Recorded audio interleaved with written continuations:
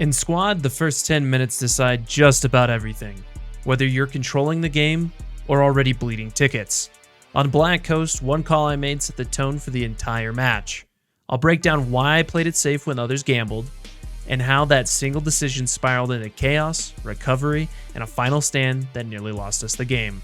I've been leading squads for over a decade, and this match shows exactly how leadership under uncertainty can win, or cost you just about everything. We were rushing ground forces, spawning northwest against the WPMC. No one knew where objectives would fall. Some squads gambled deep. I chose speed and certainty. Back caps first.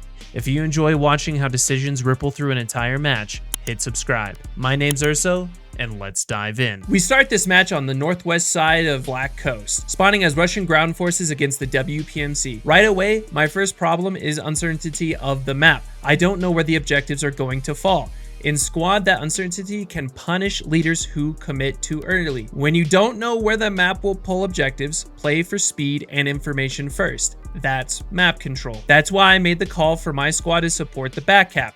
By capping fast, we reveal the objective path as soon as possible, while staying relevant no matter how the map unfolds. Some squads push deeper into the map right away, gambling that their bet would pay off. If they're wrong, they'll end up stranded and out of play. Black Coast's geography makes west to east transitions extremely punishing. The terrain funnels movement into predictable choke points, which is perfect ambush country. That's why I didn't risk sending my squad east before we even knew if the objectives would require it. Getting stranded west and trying to rotate back east across the map is the kind of mistake that can cost the entire mid game. And when you're playing against the WPMC, this can be a majority of the match. After we secured the first point, the map still hadn't given us its objective line, so I committed my squad to help out capturing the second point. The logic was the same: maximum speed to get clarity. And at this stage, the team's tempo matters most. By accelerating the capture chain, we buy everyone more information. That's the core takeaway here. Backcapping isn't just wasted effort, it's tempo control and information control. My philosophy, especially when playing against the WPMC, is to more or less let them fight themselves to death. They often are uncontrollably aggressive and more or less have to feed the machine with tickets. Their ability to lock down a point is difficult. Security matters most in this situation, not letting them get a snowball effect on the game.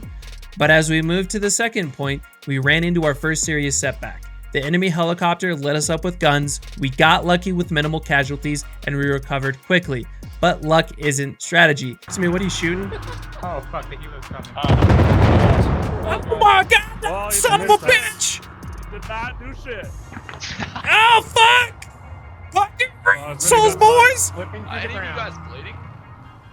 We lost two. Get the fuck out. Bail out. Get to the point. Bail out. Get to the point. Dismount and flee. I hadn't accounted for the air power in that movement.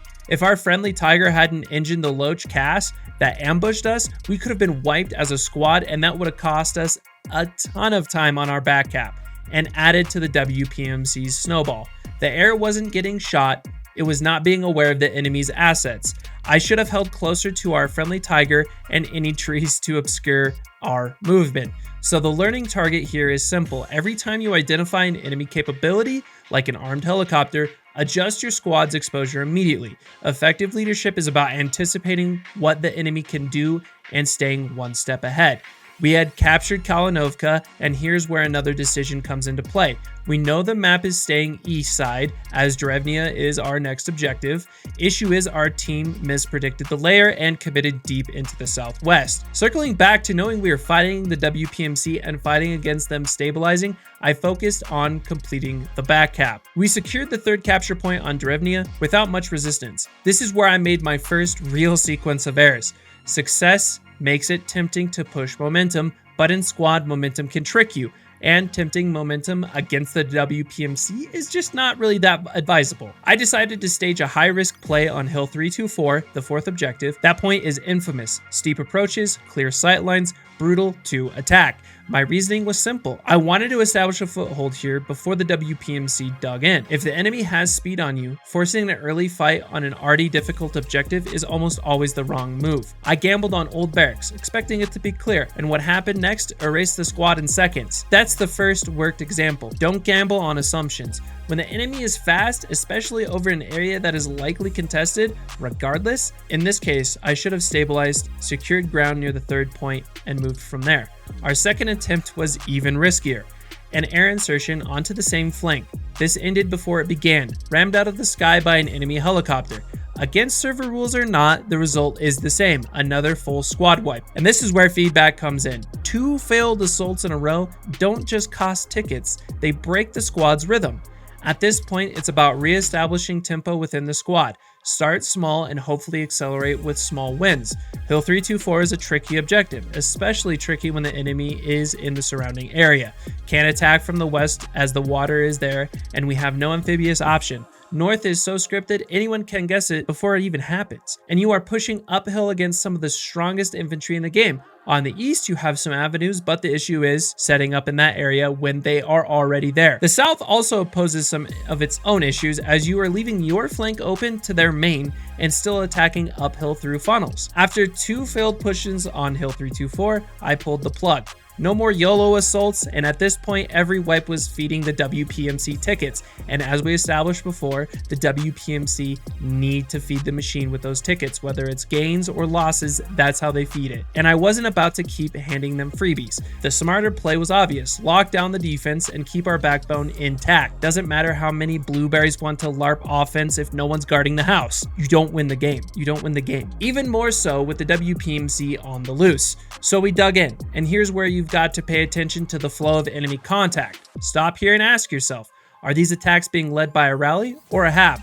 Watch the flow of the contact and the reports and see if you can call it correctly. We're by the attack mark. I saw Tobik go up there, and I imagine he's posted up at the barracks area. I never pushed it after that though.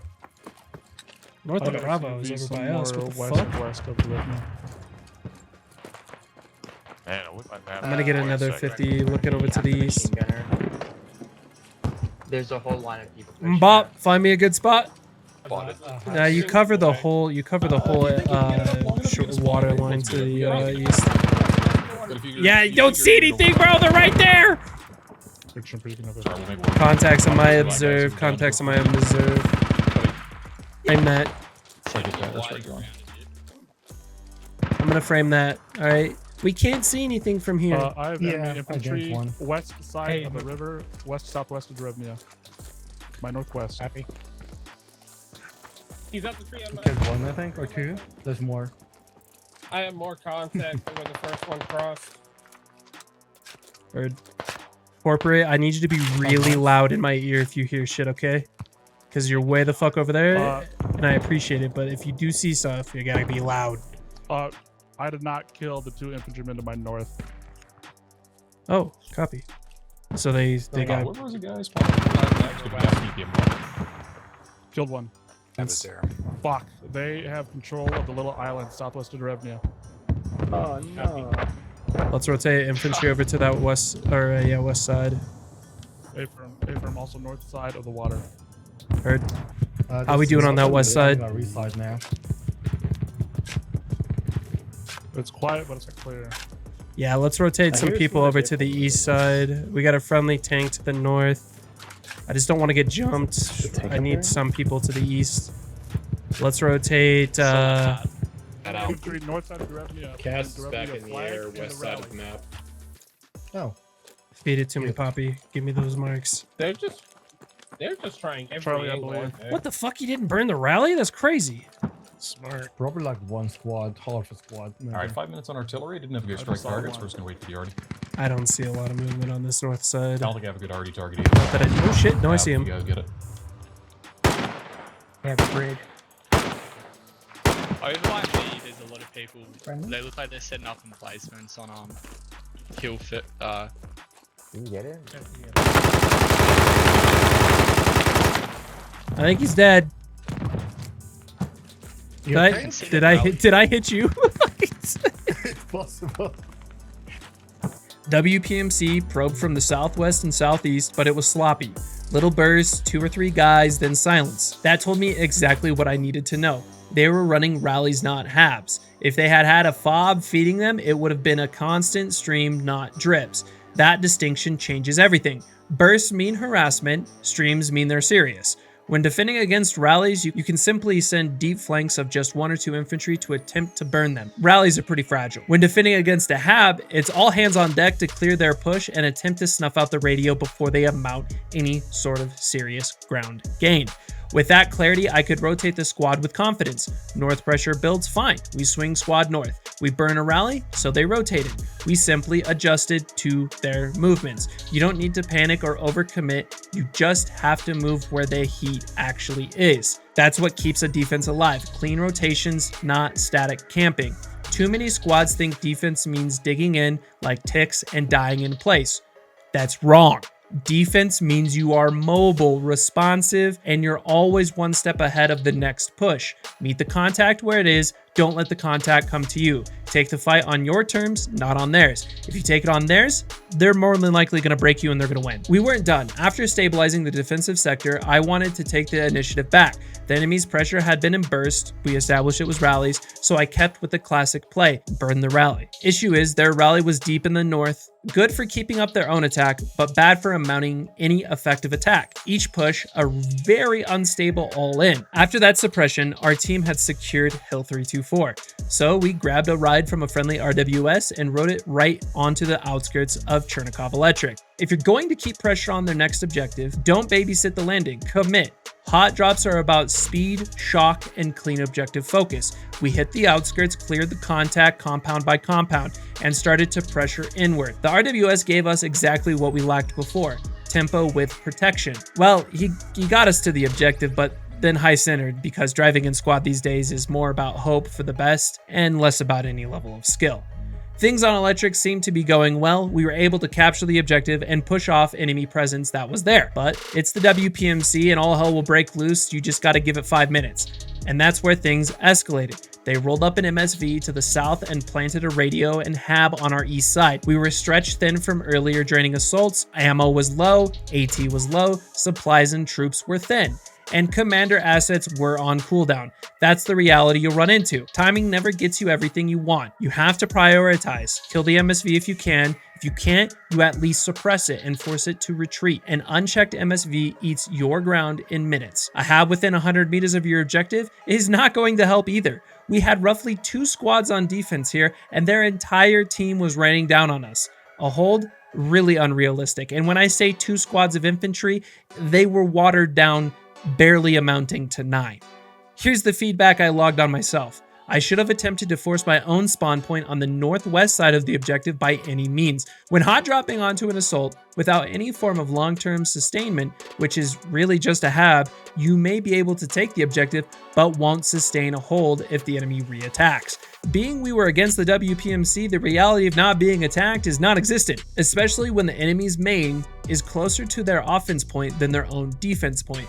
Especially when their MSV is acting as a defensive buffer and offensive launch pad. When the HAB and radio went up on the east, my priority shifted to trying to hold on to any form of defense on the objective. Mindset was shifting from holding the objective to take to hold the objective to slow them down so our team could adjust and attempt a double neutral.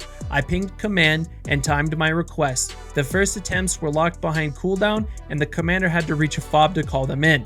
That's a real ugly constraint. Don't assume assets are instant. When the arty finally started to land, it cleared the east HAB and gave us the breathing room to fight. That was the game swinging moment. If the commander can't call, you need to buy time in other ways. Granted, our options were very, very limited.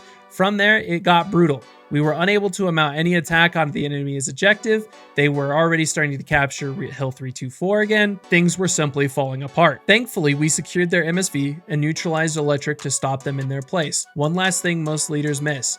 Holding is not passive. After we pushed them off the objective, we needed to patrol every nook and hollow. If it's a double neutral, it only takes 3 rats to capture the point. Point control and a double neutral is about control. You cannot let any amount of infantry begin to ghost cap underneath you. All it takes, again, is those 3 rats hiding on point to negate your entire double neutral. It's denial of the tiny hiding spots, the brush spawns, the overlooked stairways, sweep it, check it, clear it. That's what turns a temporary hold into a sustained win, and that's exactly what we were able to do. We were able to stop their double neutral recap, and we were able to hold. That double neutral on electric was the pivot. We were able to stabilize the momentum the other way. We took down their spawn on the east and to the south. The WPMC could have easily ran it back all day long. Sometimes the smarter play is to hold to the stalemate and let time and attrition do the work. This is where leadership isn't glamorous, it's just discipline. No more Hail Mary attacks, my job was simply just denial.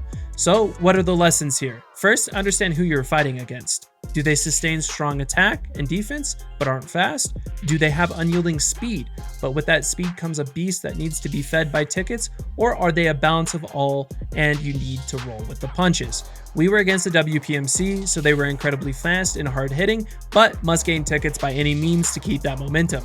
So for me, it was about tempo control. Early game, I chose speed of information over gambling deep with high-risk plays. That kept us relevant and bought the team stability. Second is knowing how to pull the plug and when to pull the plug. Hill 324 was a mistake because I forced tempo we didn't have and took risks we did not need. I paid for it in a squad or two squad wipes. And third, defense is not passive. Understanding the information your enemy is feeding you with their attacks, rotations, and rally burns let us keep the defense alive until we could get a counter push up. And last, in-game is denial. Doesn't matter how pretty your assault was if you don't sweep the ground clean and choke off the enemy spawn points. That's how you turn a match from slipping away into a win. So if you're leading in squad, stop looking for the perfect plan or the flashiest assault. Focus on tempo, discipline, and denial. That's how you win games in 2025, and by keeping your team alive and your enemy uncomfortable. Everything else is noise. Thank you to the great people out there that allow me to stream and record on their servers, The Unnamed and Show of Force. I appreciate you both.